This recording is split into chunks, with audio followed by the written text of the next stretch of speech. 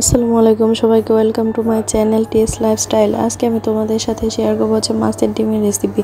এর জন্য আমি প্রথমে একটা রুই মাছের ডিম নিয়ে নিয়েছি। এবার আমি এই মাছের ডিমটাকে ভালো মতো পরিষ্কার করে ধুয়ে নিয়েছি।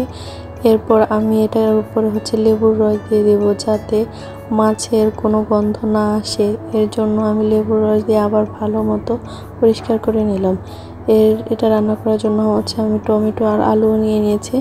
এবার আমি একটা কড়াইতে পরিমাণ মতো তেল দিয়ে দিয়েছি। এবার তেলটা গরম হওয়ার পর আমি এখানে জিরা ফোড়ন দিয়ে নিলাম। এরপর দিয়ে দিব কাঁচামরিচ, পেঁয়াজ কুচি, এগুলো দিয়ে একটু রান্না করে নেব। তো আমার কাঁচামরিচ পেঁয়াজগুলো একটু ভাজা ভাজা হয়ে আসলে আমি এখানে এক এক করে সব মশলাগুলো দিয়ে দিব। প্রথমে আমি দিয়ে দিচ্ছি লবণ, পরিমাণ মতো দিয়ে দিবে সবাই। এরপর আমি দিয়ে দিচ্ছি আদা বাটা। এরপর দিয়ে দিব রসুন বাটা, মরিচের গুঁড়া, হলুদের গুঁড়া আর ধনিয়া গুঁড়া। সবাই সবার পরিমাণ মতো দিয়ে নেবে। এরপর এগুলোকে ভালো মতো কষিয়ে নিতে হবে। তারপর কষানো শেষ হয়ে গেলে এগুলোতে আমি একটা সিদ্ধ আলু হাতের সাহায্যে ভেঙে দিয়ে দিয়েছি। এরপর আমি একটা টমেটো দিয়ে দিচ্ছি। তারপর এগুলোকে একটু কষিয়ে নেব। তারপর অল্প একটু পানি দিয়ে দিলাম। পানি দিয়ে একটু হালকা সিদ্ধ করে নেব।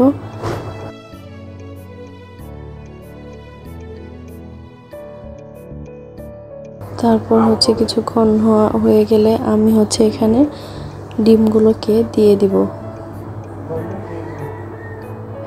ডিমগুলো দিয়ে এখন আমি কিছুক্ষণ রান্না করে নেব।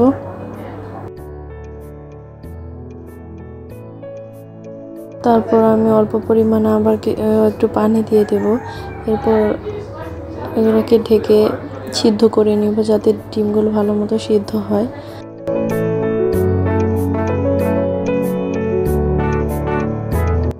আমার রান্না করাটা প্রায় হয়ে আসলে এর উপর দিয়ে আমি একটা রসুনের কোয়া দিয়ে দিব। এরপর আর একটু হালকা আঁচে ভেজে নেব।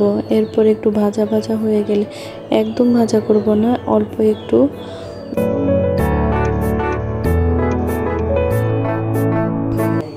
আমার রান্নাটা এবারে হয়ে গেছে। এবার আপনারা দেখতেই পাচ্ছেন এটা কেমন হয়েছে। এবার আমি এটাকে তুলে নেব। আপনারা এটাকে ভাতের সাথে খেয়ে দেখতে পারেন, সত্যি অসাধারণ খেতে হয়েছে। ধন্যবাদ সবাইকে আমার ভিডিওটি এতক্ষণ ধরে দেখার জন্য। আর আমার চ্যানেলে ভালো লাগলে আমার চ্যানেলে একটা লাইক, কমেন্ট, সাবস্ক্রাইব করে দিবেন। ধন্যবাদ সবাইকে। দেখা হবে আবার অন্য কোনো একটা রান্নার রেসিপি নিয়ে।